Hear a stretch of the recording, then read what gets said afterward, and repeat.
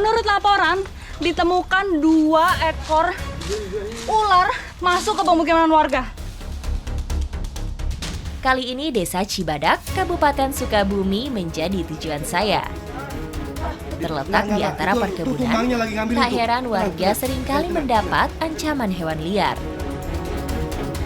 Ini ularnya ngumpet di tumpukan kardus karena di dekat-dekat sini kemungkinan ada sarang tikus yang menjadi makanannya si ular.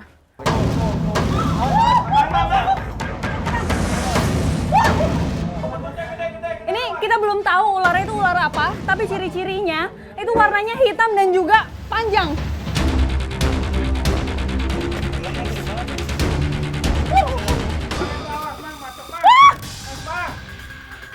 Ini ularnya itu agresif banget.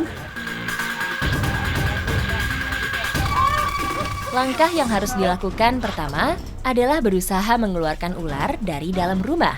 Namun tentu saja, ini bukan tugas yang mudah. Akang udah berusaha ngambil tadi di bagian buntut atau di bagian ekornya, tapi agresif banget. Ini Akang lagi nyoba pegang bagian badan. Sebelum diamankan, penting untuk mengidentifikasi ular terlebih dahulu. Kang, ini ular apa ini, Kang? Kepalanya. Ini king koros, ular king koros. King koros.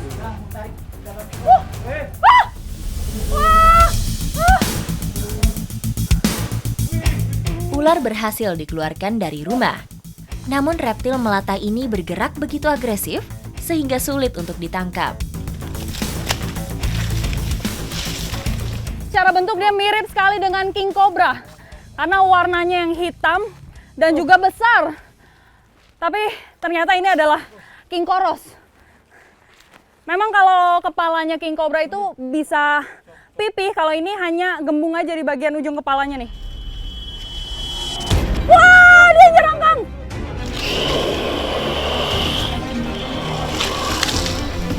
Ular mengembangkan leher sebagai reaksi alami jika dalam kondisi terancam. Seperti pada ular kobra, cara ini membuat ukuran kepalanya terlihat lebih besar dari ukuran aslinya. Ini sekarang saya mau mulai mencoba menangkap menggunakan alat bantu pakai hook. Wah! Walaupun memang ular king koros ini tidak berbisa, tapi sangat agresif. Dia bisa nyerang sampai tuh. Sampai balik badan seperti itu. Jadi nggak cuma nyerang yang ada di depannya aja. Memiliki karakter bergerak gesit, membuat king koros lebih memilih kabur saat ada manusia. Namun dalam keadaan terpojok, ular akan mati-matian mempertahankan diri. Karena ular king koros ini tidak berbisa, jadi cara mempertahankan diri itu salah satunya dari giginya. Namanya adalah aglifa. Sama seperti piton, koros tidak memiliki taring berlubang dengan fungsi menyuntikkan racun. Susunan giginya lebih menyerupai gergaji tajam yang dapat merobek kulit mangsanya. Ini udah dewasa ya termasuknya? Iya, udah termasuk. Yang dewasa nih bedanya dengan ular koros biasa, king koros ini bisa memangsa sesama ular.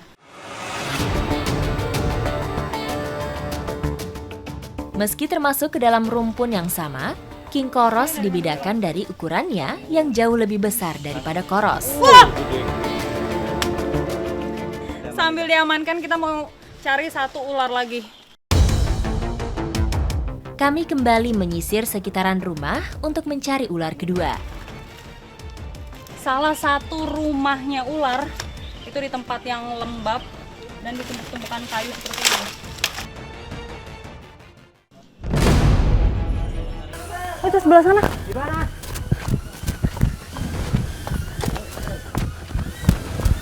Oh, di Itu atas. sebelah sana. Akang manjat. Iya. Nah, itu. Tak lama berselang, ular lainnya terlihat bersembunyi di pepohonan.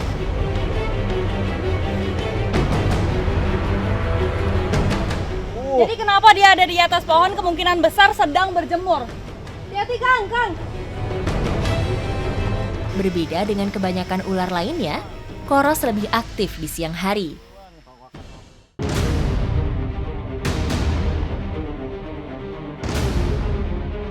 King Koros kedua akhirnya berhasil kami turunkan dari pohon.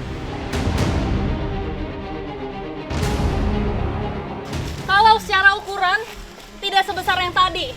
Cuma ini lumayan 1,5 meter kayaknya ada nih Kang. Ya, 2 meter ada kayaknya. 2 meter ya, nyampe ya. Dan warna kulitnya itu lebih gelap. Hitam. Kang ini udah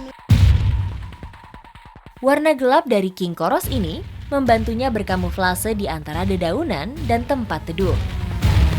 Wah, strike-nya itu bisa sampai 1 meter. Tuh.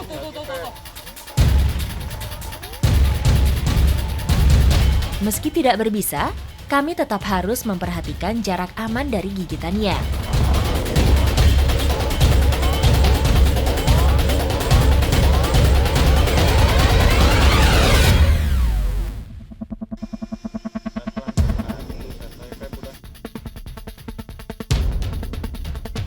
Tangannya.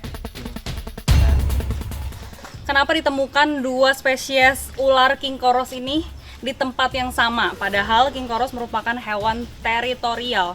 Bisa jadi karena mereka itu berpasangan. Jadi ini adalah perempuannya yang Ya, tadi betina. yang lebih besar itu yang jantan. Proses evakuasi berjalan lancar. King Koros tangkapan ini harus segera direlokasi. Sekarang ularnya mau kita rilis, tapi mau mencari lokasi yang tepat. Yang pertama itu jauh dari pemukiman supaya tidak mengganggu dan masuk ke pemukiman warga lagi. Dan katanya dia itu suka ada di pohon bambu. Radius teritorial ular koros mulai dari 500 hingga 1000 meter. Oleh karena itu, penting untuk menjauhkan ular ini dari daerah padat penduduk. Jadi lokasi perilisannya itu ada di hutan bambu Gunung Walat. Nih, udah ada pohon bambunya, terus dekat juga dengan semak-semak, makanya ini cocok banget. Langsung aja kita rilis ya Kang? Ya.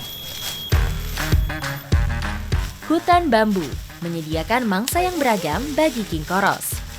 Kelembapan dan suhu yang tepat juga menjadikan lokasi ini sebagai habitat baru yang ideal baginya. Ular sudah kembali ke alamnya, harapan kami semoga ularnya tetap bisa berkembang biak dengan baik dan tetap lestari di alamnya. Bisa hidup berdampingan juga dengan manusia yang ada di sekitarnya. Ikuti jejak saya, jejak petualang.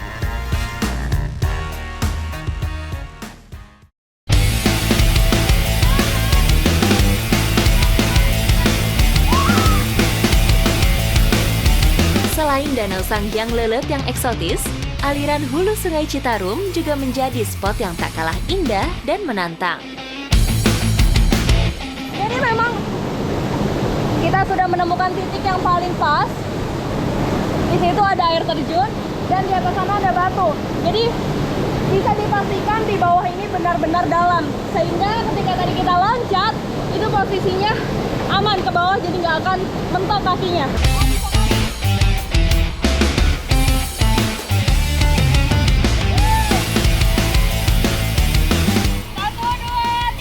Meskipun ketinggiannya tak lebih dari 3 meter, namun derasnya air sungai cukup memacu adrenalin saya. Luar biasa memang menikmati kesegaran air di hulu sungai. Memang nggak pernah menyesal karena memang ini segar sekali dan seru sekali. Dan habis ini saya juga mau mencari buah-buahan yang dianggap bisa menghangatkan badan karena pas banget nih. Habis selain dingin-dinginan nanti kita bisa menghangatkan badan. Ikuti jejak saya, jejak petualang.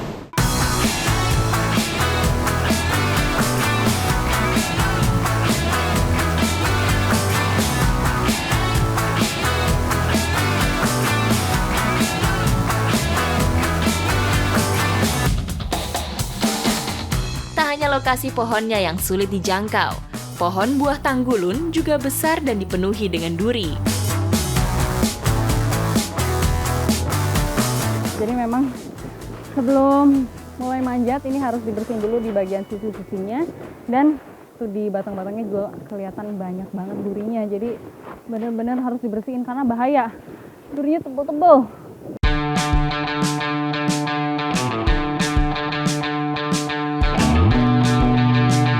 Mencari buah buah tanggulun itu tantangannya banyak sekali. Udah ini tanahnya miring, pohonnya besar, udah gitu banyak sekali durinya. Ini tadi udah dibabatin, tapi tetap aja kita harus hati-hati karena memang durinya tumbuh di berbagai sisi. Trenggulun mudah ditemui pada hutan hujan tropis, baik itu hutan primer maupun sekunder yang lebih terbuka.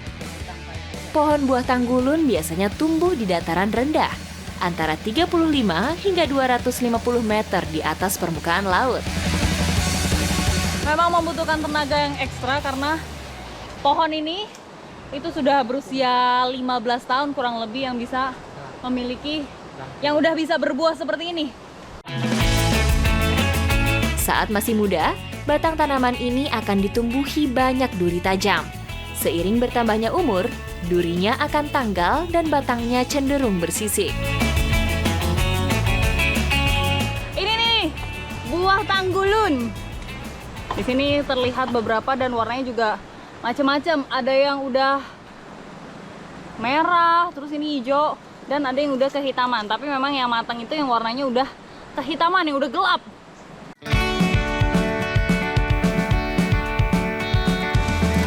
Nah, ini dia nih. Ada lumayan banyak nih yang saya pegang. Jadi saya termasuk yang beruntung bisa tepat datang di musim buahnya. Karena memang ini merupakan buah musiman ya Kang? Iya, musiman. Buah musiman. Terus dia bisa berbuah sampai yang benar-benar matang seperti ini itu sekitar 3 bulanan.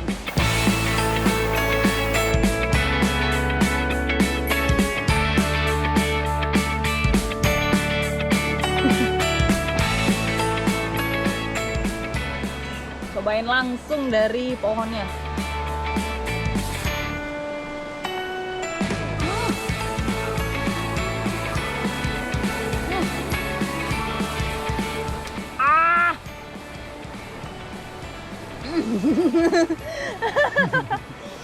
Rasanya nih memang asem-asem sepet gitu tapi segar. Nah, yang membedakan adalah dia ada rasa mint, bener berarti dari aromanya itu tadi. Ada rasa mintnya yang bikin perut jadi lebih hangat. Iya loh, bener loh ini.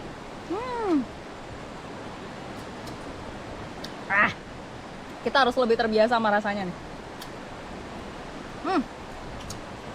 Bijinya besar. Oke, kita kumpulin dulu aja ya. Iya.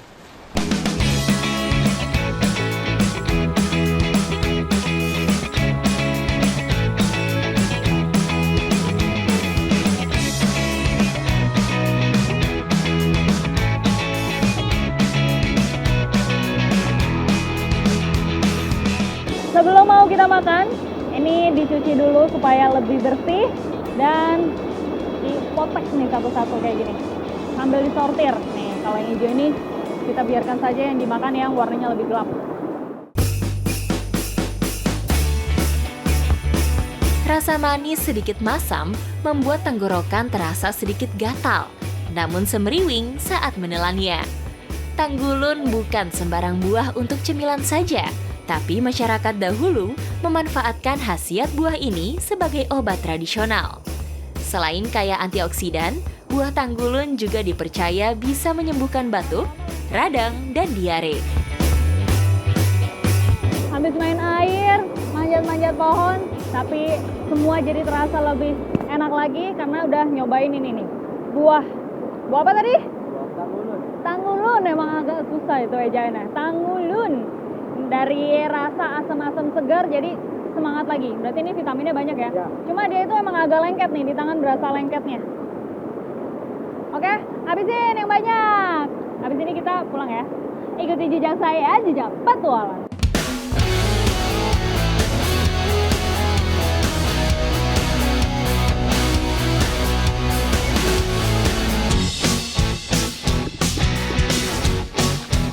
Ini megangnya harus hati-hati loh, karena ini semua permukaannya itu tajam sebenarnya.